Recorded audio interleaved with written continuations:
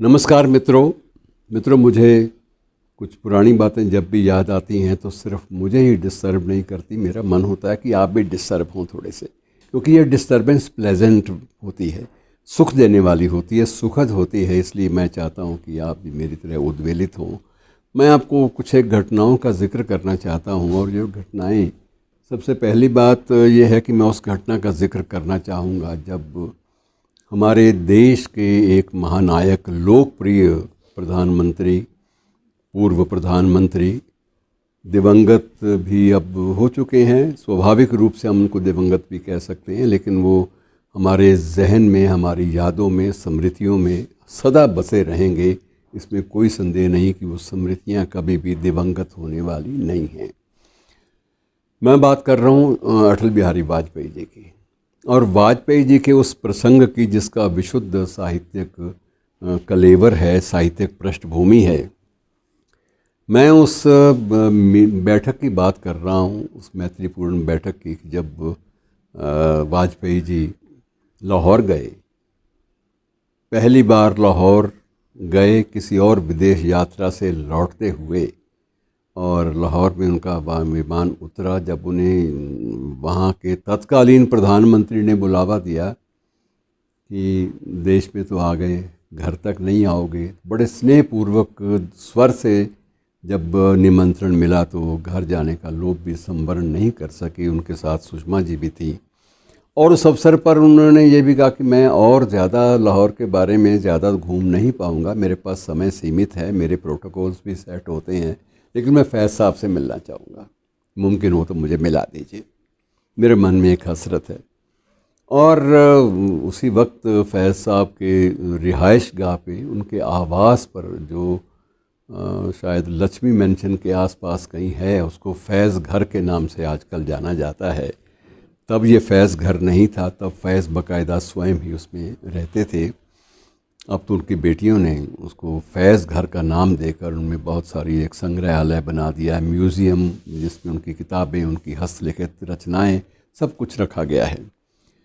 तो फैज़ से मिलने जब गए निवास पर, तो दोनों बगलगीर हो गए, और फैज़ ने पूछा कि आपने इतनी हिम्मत कैसे जुटाई, मैं तो समझ नहीं पा रहा था। हिम्मत क्या जुटानी है? वाजपेयी जी बोले, मैं आपका प्रशंसक हूँ भाई, मैं इसलिए आ गया, और मेरा मकसद है आने का, ये मैं बेमकसद भी नहीं आया। मैं आपको से एक गज़ल आपके मुंह से सुनना चाहता हूँ, आपकी एक नज़्म या गज़ल, फैसला बाद में हो जाएगा, और वो सुनना चाहता हूँ।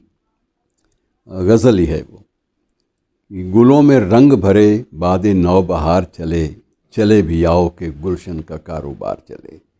तो वाजपेयी जी ने जिस शेर के बारे में कहा था कि वो आपके मुख से मैं सुनना चाहता हूँ कि मुकाम फैज़ कोई राह में जचा ही नहीं, कि मुकाम फैज़ कोई राह में जचा ही नहीं, जो कुएं यार से निकले तो सूएदार चले। तो वो कहने लगे, मुझे ज़रा ये पूरी गज़ल आपके मुंह से मैं सुनना चाहता हूँ, और कोई मेरी लंबी चौड़ी सवालात नहीं है, मेरे से लंबे चौड़े प्रश्न नहीं हैं जो मैं आप पर दागूँ और आप उनके जवाब में कुछ मुझे बताएं, ये मुझे सुना दीजिए।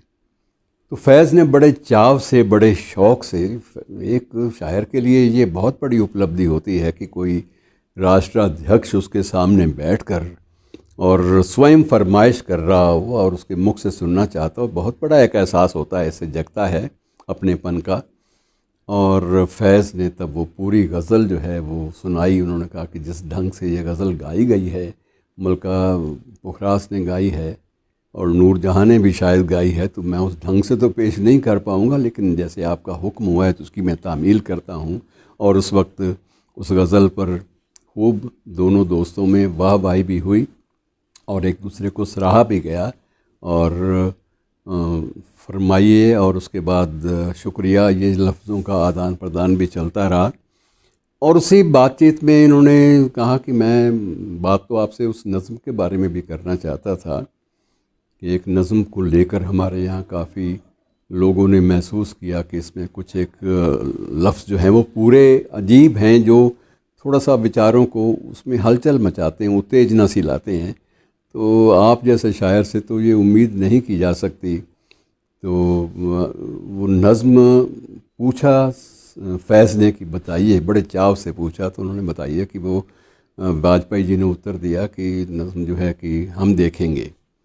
हम देखेंगे में एक जगह कोई एक तो शेर ऐसे हैं जिनसे ये बुत हटवाए जाएंगे, और कुछ लोगों ने उस पंक्ति को अलग ढंग से पेश किया कि दैर हरम से काबा से ये बुत हटवाए जाएंगे।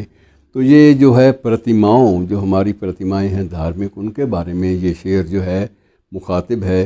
तब फैज़ ने स्पष्टीकरण किया कि नहीं, ऐसा कभी हो भी नहीं सकता, क्योंकि मैं इसी उपमहाद्वीप का बाशिंदा हूँ और मेरे लिए बंटवारा जो है ये दरअसल नहीं हुआ, मेरे जहन में नहीं हुआ। मेरे जहन ने इसको कबूल तब भी नहीं किया था जब बंटवारा हुआ था, और आज भी मेरे लिए बहुत मुश्किल है उस बात को कबूल कर लेना और उस एहसास को अंदर अपने धारण कर लेना मेरे लिए मुमकिन नहीं है। तो मैं ऐसी बात कभी सोच भी नहीं सकता। वो सरसरी बात थी उसमें, जो बुतों की बात थी वो उस वक्त के हुक्मरानों के बारे में थी, और हुक्मरानों के बारे में जो बात कही जाए उसको अगर इस रूप में लिया जाता है तो मुझे अफसोस है इस बात का, लेकिन मेरा मकसद ऐसा कोई हो भी नहीं सकता और ना ये था। और उसके बाद वाजपेयी जी ने उससे फैज़ से वादा लिया कि अब आप ये वादा करिए कि पहली बात तो ये है कि अगर आप भारत में आके बस जाओ तो भाई बहुत सारी बातें, मज़ा आ जाएगा, ज़िंदगी बदल जाएगी। और अगर आप ना भी आ सको तो एक बात ज़रूर मैं आपसे आग्रह करना चाहूँगा कि जब भी कभी भारत आओ, आपका आना जाना लगा रहता है, तो तब मेरा व्यक्तिगत निमंत्रण आपके पास है कि आप प्रधानमंत्री आवास पे ज़रूर आइए। और हुआ यही कि उस घटना के, उस मुलाकात के 2 साल बाद फैज़ एक नशिस्त के सिलसिले में या एक मुशायरे के सिलसिले में दिल्ली आए। उस वक्त उनको प्रधानमंत्री कार्यालय की ओर से याद भी कराया गया, सचिवालय किसी सचिव ने याद कराया कि वाजपेयी जी चाहते हैं कि अगर आपके पास फुर्सत हो और अगर आप चाहें तो आपका स्वागत होगा, आइए। और फैज़ तो इंतज़ार कर रहे थे इस बात की कि मुझे उसी बुलावे का पता नहीं वाजपेयी जी को याद भी रहा कि नहीं रहा, लेकिन वाजपेयी जी को कुछ चीज़ें भूलती नहीं थी, जहन से निकलती नहीं थी।